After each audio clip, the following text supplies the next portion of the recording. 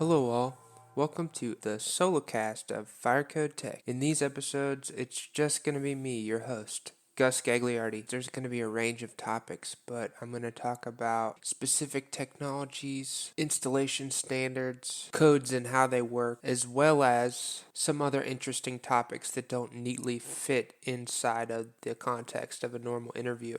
Welcome to episode 7 of the Firecode Tech solo casts. On this episode of Firecode Tech, we have hazardous materials. So this has been a topic that's been on my mind just due to a bunch of project work recently. I really started getting into hazardous materials and life safety analysis involved with hazardous materials about a year ago. Had a project with a significant amount of hazardous materials in the form of explosives for a military project. And so, had to figure it out quickly. It was just a RFP at the time, but still had a lot of implications for life safety and code analysis.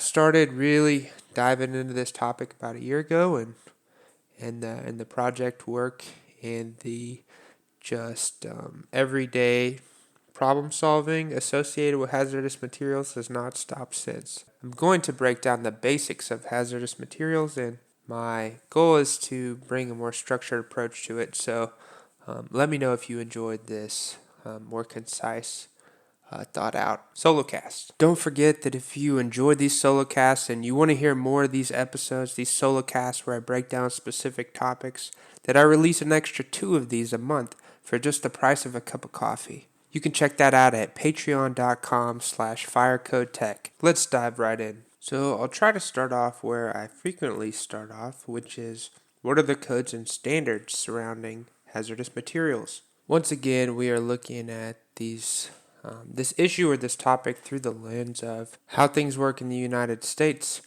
And of course, this is not ubiquitous.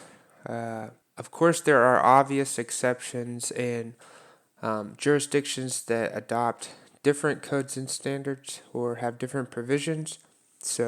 But by and large, this is how things predominantly operate in the United States.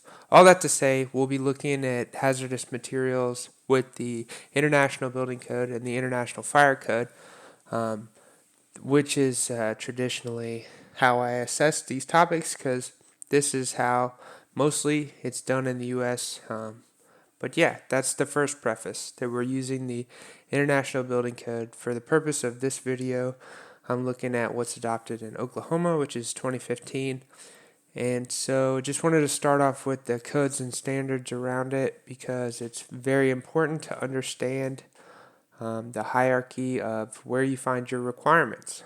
So another really good place to look when you're thinking about codes and standards for hazardous materials is NFPA 704. NFPA 704 is the standard system for the identification of hazardous materials for emergency response.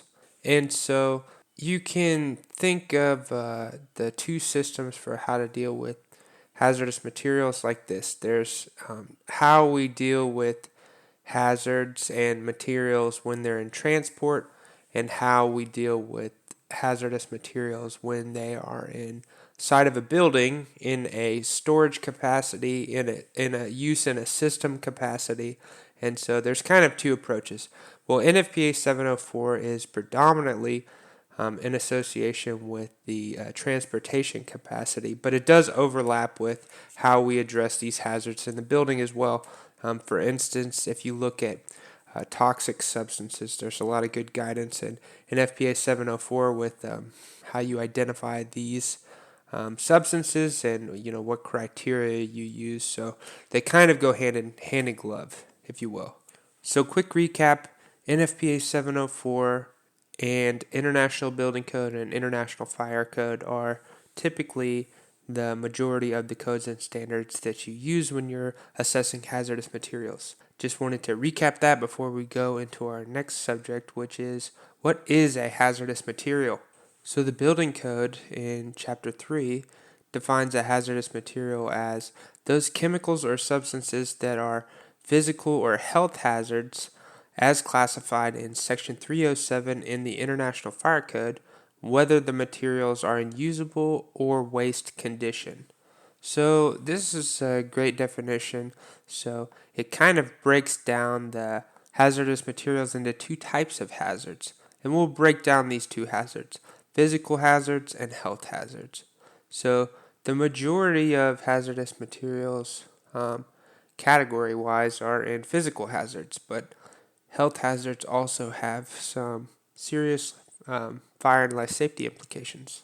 So basically, this says where the substances that the building code lists as hazardous materials are what's considered hazardous materials. So that's a little bit circuitous, but the general sense of it is, hey, we've identified some substances that are hazardous materials, and so if you have those substances that are listed in this code and stated as hazardous materials, this is how you start to address them. So let's talk about the different types of hazardous materials. To follow up how we defined what a hazardous materials is we take a look at the code that is driving our assessment of hazardous materials and look at the definition within that code, how they define hazardous materials. So in this case, we're looking at the International Building Code, and we're looking in the definitions in Chapter 2 to see how they define hazardous materials. And I've stated how they define hazardous materials. And so the next step would be to take a look at, what are the different types or categories of hazardous materials. So like we previously mentioned, there's physical and there's health hazards. So I want to go over a couple, not all, of these different categories of hazardous material. So for this next exercise, we'll be flipping kind of back and forth between Chapter 2 and Chapter 3 in the International Building Code. So if you look at the specific categories and how it's most easily to take a look at all of them, this in Chapter 3. But if you want to know the specific definitions of how you define these hazardous materials, you can look in Chapter 2. So if I want to tell you that a health hazard is a toxic material, a corrosive material, or a highly toxic material, then you can take a look at the table in Chapter 3, which is Table 307.1 parentheses 2, and here you'll find the maximum allowable quantities of these health hazards materials, and so this is kind of the broad overview and a good place to look at because this is, the next step of our journey. But not to, brush past this step that we're on here now. So all that to say, so we have corrosives, toxic and highly toxic. So you might ask yourself, what's the difference between toxic and highly toxic? Well, in the definitions chapter, they stated explicitly, but this is one of those instances where I was telling you that NFPA 704 was a great place to lean on because they very more definitively defined toxic and highly toxic. So a toxic material is a chemical falling within any of these characteristics. And so what the definition in Chapter 2 for toxic goes to do is to describe what parameters of lethal dosage amount or lethal concentration amount that you would consider something a toxic material. So in case you don't know what LD50s or LC50s are, this is a toxicology term that means a median lethal dose or median lethal concentration. So generally these are lab studies where they take a substance and they admit that substance to an animal in some tested population amount at different concentrations and different ranges of concentrations, and then they have basically an average of the lethal dosage or lethal amount of this substance. And so where you would find this information about a material is in the material safety data sheet material safety data sheet or safety data sheet, SDS and MSDS. These are oftenly used interchangeably. So one of the first parameters in toxic is a chemical that has a median lethal dosage of, or LD50, of 50 milligrams per kilogram, but not more than 500 milligrams per kilogram of body weight. When, and then this is important when you're looking at these, how is it given? In this case, in this first note, it's administered orally, and it specifically references albino rats and how much they weigh. So this is, it's a complicated thing to look at.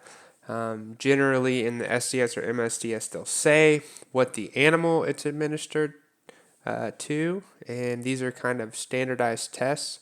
But you have to be very careful when you're looking at these numbers, because it's not apples to apples if it's rabbits and rats.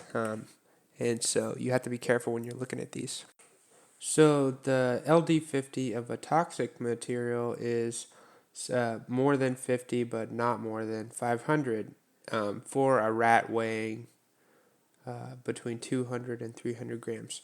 And then a highly toxic material has a median lethal dose, or an LD50, of 50 milligrams or less per kilogram of body weight. And this is again orally for a rat weighing 200 to 300 grams. And so you can see that 50 milligrams per kilogram is the threshold in which you cross over into a highly toxic material. Why is this important? We're going to get to maximum allowable quantities, but there you have a significantly less allotment of hazardous materials when you go into highly toxic materials. So this ends the first episode in hazardous materials. So it's not a great place to end, but there's obviously so much here. And you can see why I would want to talk about it, because we didn't even get to H occupancies, control areas, or any of these other topics to assess the building components and what you need to do when you know you have hazardous materials. But I don't want to belabor the point. I'm still trying to figure out how to capture these large topics in a digestible way, but also in a entertaining way, for you to hear about these and to enjoy and to listen and to learn. And so thanks for coming along on the ride with me while I figure this thing out. But yeah, if you want to hear more about hazardous materials, I'm going to release another episode on Patreon diving into hazardous materials. But I hope you enjoyed, and I hope you tune in again. Thanks so much for listening. Thanks for listening, everybody. Be sure to share the episode with a friend if you enjoyed it. Don't forget that fire protection and life safety is serious business. The views and opinions expressed on this podcast are by no means a professional consultation or a codes and standards interpretation. Be sure to contact a licensed professional if you are getting involved with fire protection and or life safety. Thanks again, and we'll see you next time.